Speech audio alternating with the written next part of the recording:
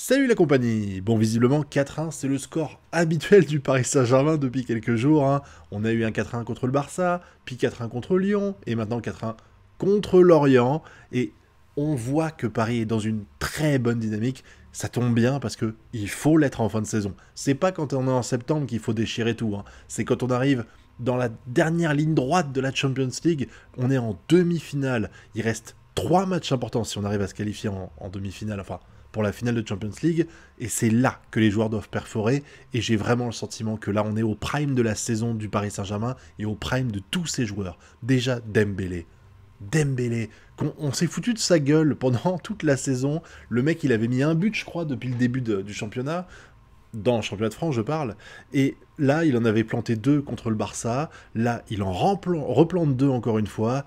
Ça fait plaisir parce que on a tellement critiqué l'apport, alors je vais pas dire l'apport offensif parce que c'est une connerie de dire qu'il a pas d'apport offensif, mais on a tellement critiqué le fait qu'il n'était pas décisif, il ne marquait pas de but, que là en fait il fait taire un peu les critiques en faisant ça, et il le fait très bien. Alors après, je digresse 2 secondes, hein, mais c'est vrai que la plupart du temps, je trouve que Dembélé, quand il faisait des actions de but avant les dernières semaines qui viennent d'arriver là, la plupart du temps, je trouvais que il faisait des belles choses qui permettaient de créer des ouvertures aux autres joueurs parisiens, parce que marquer, ça ne suffit pas, et j'en parlerai après avec Ramos, mais je trouvais que la plupart du temps, quand Dembélé faisait des belles actions, des beaux dribbles, des belles ouvertures, des beaux trucs qui permettaient aux autres joueurs d'avoir un peu plus d'espace, souvent ça se concrétisait pas dans des buts.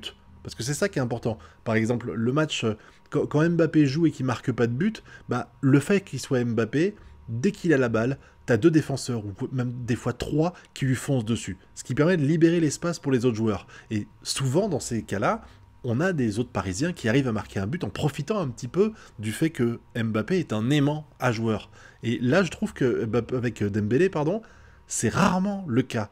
Et là, ça fait plaisir parce que vraiment, non seulement il l'est devenu, je trouve, en tout cas plus qu'il ne l'était avant, mais en plus de ça, il est décisif. Donc, pour la confiance, ça doit être bien, hein. Surtout que, bon, le deuxième but qu'il met, c'est un cadeau. Il l'aurait pas mis, ça aurait été la honte. Mais le premier, waouh, il le met, elle est top. Elle est top, cette balle. Franchement, ça fait vraiment plaisir. Et comme j'ai dit, c'est le moment où il faut être décisif. C'est le moment où il faut accumuler de la confiance.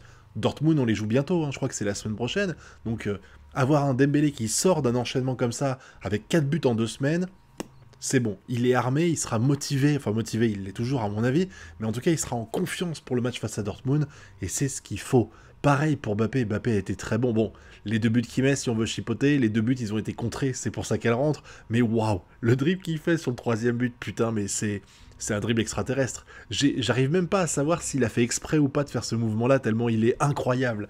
C'était fou, et même en dehors de ça, il a créé des ouvertures, il a été magnifique. Il a été magnifique. Il y a que Ramos, j'ai trouvé que Ramos, il avait autant brillé à Lyon qu'il a été... Alors transparent, c'est pas le mot, parce que je trouve qu'il s'est quand même bien démerdé, mais bah, au final, il n'est pas décisif, et j'ai pas eu l'impression qu'il a vraiment pesé sur les occasions de but, mais enfin sur les 4 buts en tout cas, mais ça arrive, hein, et comme j'ai dit, il a été brillant contre Lyon.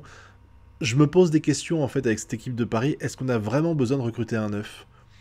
Après le match de Lyon, j'avais envie de dire non, c'est bon, faut donner la confiance à Ramos et tout ça. Bon, je vais pas dire que j'ai changé d'avis là, parce que ce serait trop prématuré, mais on a un collectif qui est incroyable. Il faut continuer de lui faire confiance, et je pense qu'il faut continuer de faire confiance à Ramos. Et comment ne pas parler de la prestation de Mbappé, qui est juste incroyable. Pour moi, il y a eu 2 MVP dans ce match, il y a eu Dembélé et Mbappé. Je les mets au même niveau cette fois, il n'y a pas de jaloux, mais Mbappé, le geste qu'il fait, au moment où il fait la passe à Dembélé sur le 2e but de Dembélé, mais elle est incroyable. J'arrive, même aujourd'hui encore, le truc est tellement ouf, ce qu'il a fait c'est tellement fou, que j'arrive pas à savoir s'il l'a fait intentionnellement ou si c'est juste en s'en mêlant les pieds qu'il a réussi à faire ça, parce que ça me paraît lunaire de faire un geste comme ça. Lunaire tellement c'est incroyable. Et même en dehors de ça, il a fait un travail offensif fou, et chose qui est quand même assez rare je trouve, il a fait le pressing sur les défenseurs adverses quand ils avaient le ballon, parce que on reproche souvent à Mbappé de ne pas défendre, de ne pas faire de pressing, etc. En général, c'est toujours Mbappé, Kolo Muani et tout ça qui s'en occupent.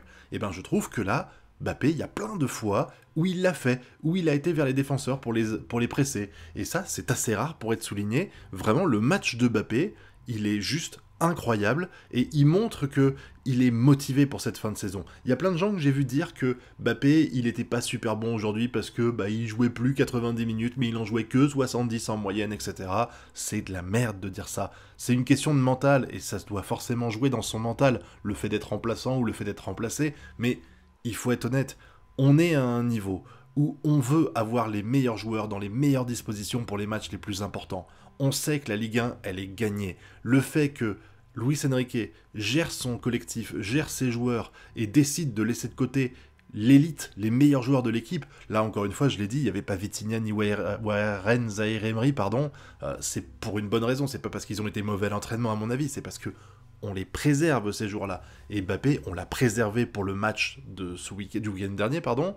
Et là, on le fait jouer parce qu'il faut qu'il ait du temps de jeu quand même, hein, évidemment. Et on le fait jouer et il est brillant quand on le met en jeu. Il est brillant. Tu vois qu'il va être à 100% pour les matchs qui restent de la saison. Si en plus, il y a 99% de chances que ce soit sa dernière saison, il va vouloir se donner à fond pour marquer le club, pour ramener une C1. Il va tout donner, et ça fait vraiment plaisir parce que j'ai souvent remis en cause l'état d'esprit qu'il avait au sein du Paris Saint-Germain où je le voyais vraiment faire du moi-je, c'est moi et l'équipe OSEF, et j'ai vraiment le sentiment, hein, j'en parlerai plus tard dans la vidéo, j'ai vraiment le sentiment que il y a une sorte de cohésion dans l'équipe et qu'il fait partie intégrante de ce groupe. Même si je trouve qu'on joue pour Mbappé quand il est sur le terrain, parce que on est une équipe de contre plus qu'une équipe de possession. Hein. Luis Enrique a beau le faire, ça n'empêche que la plupart de nos buts, on les met en contre grâce à l'apport de vitesse et l'apport technique de Mbappé. Mais je trouve quand même qu'il se fond dans le décor de cette équipe. Il se fond dans cette équipe, surtout dans des matchs comme ça où il a été altruiste. Ce qui est quand même pas souvent une qualité que je note chez lui, donc ça fait vraiment plaisir, et c'est ce qu'il faut pour ce qui nous reste à faire dans la saison. Bon, par contre, quand tu descends dans les lignes déjà, c'est un petit peu moins bon. Hein. J'ai envie de dire, Lee, il a été transparent. C'est dommage, hein, mais j'ai l'impression, en fait, il y en a beaucoup qui en ont fait des caisses, surtout qu'il a très bien joué à la Coupe d'Asie, je crois qu'il y a eu, et il avait été brillant, de ce que j'ai compris. J'ai pas l'impression, en fait, quand je vois... Il est pas mauvais, hein, je dis pas ça, mais la plupart du temps, quand je vois les louanges qui lui avaient été données avec les gens qui disaient « Wow, vivement qu'il revienne à Paris et tout », quand je vois le résultat, je trouve pas exceptionnel du tout, quoi. Vraiment, pour moi, il est en dessous le niveau global de l'équipe. Bon, il y avait encore Ruiz, hein, on va pas en parler plus que ça. Ruiz qui a toujours été... c'est le maillon faible du milieu de terrain, pour moi, je changerai pas d'avis là-dessus, je pense. Hein. J'aimerais bien qu'il me fasse changer d'avis, mais j'y crois pas trop. Par contre... Le joueur qui m'a surpris, c'est Mayulu. Mayulu, je crois qu'il a 17 ans, le gars. Putain, tu te dis, on a un milieu de terrain sur le papier, entre des Vitinha, Zaïre-Emery, Mayulu, je crois que c'est ça, Mayulu, il est milieu de terrain. Franchement, voilà, c'était un match qui avait pas beaucoup d'enjeux, on est d'accord, parce qu'on est quasiment qualifié d'office, enfin on est quasiment champion. C'est un joueur que je connaissais pas du tout, quasiment. Là, il a fait 2-3 matchs depuis qu'on est quasiment champion. Luis Enrique se permet beaucoup de liberté, surtout qu'on a quand même un enchaînement de matchs et qu'il ne faut pas blesser nos titulaires. Donc c'est vrai que le milieu de terrain, t'avais ni Zaïre-Emery, ni Vitinha, qui sont un peu les deux socles indéboulonnables du milieu de terrain. Là, tu les avais enlevés. Mayulu s'est super bien démerdé. À droite, ça combinait bien avec Dembélé. Franchement, c'était beau. C'était beau à voir, ça fait plaisir parce que vraiment, tu te dis, on recrute, on compte sur les joueurs issus du centre de formation de Paris. Là, Mayulu, tu te dis que si ça continue comme ça, dans quelques années, il est titulaire à Paris, quoi. Il est titulaire à Paris, ça va être incroyable. Bon, c'est moins bien déjà pour Zach, je sais pas comment on le prononce, je le connais pas assez, mais lui, à droite, oh là là, la passoire, hein, la passoire. Hein. D'ailleurs, le but qu'on prend, il vient de là. C'est une action qui part de la droite, et zéro marquage sur le joueur, il est libre complètement. Je dis pas qu'il est mauvais, hein, Zach, parce que j'ai vu des trucs qui étaient bien de sa part, mais il y a beaucoup d'erreurs qui sont faites, et c'est peut-être normal aussi, je crois qu'il est très jeune, hein. Et puis, Hernandez, de l'autre côté, sur le centre du joueur qui est censé être marqué par Zach, il est pas non plus tout blanc, hein, il a fait des conneries. Est-ce que j'ai besoin de parler de Skriniar, hein? Est-ce que j'ai besoin de parler de Skriniar que je trouve toujours aussi inutile? Je suis désolé, voilà. Skriniar, c'est le Fabian Ruiz de la défense centrale parisienne. Hein.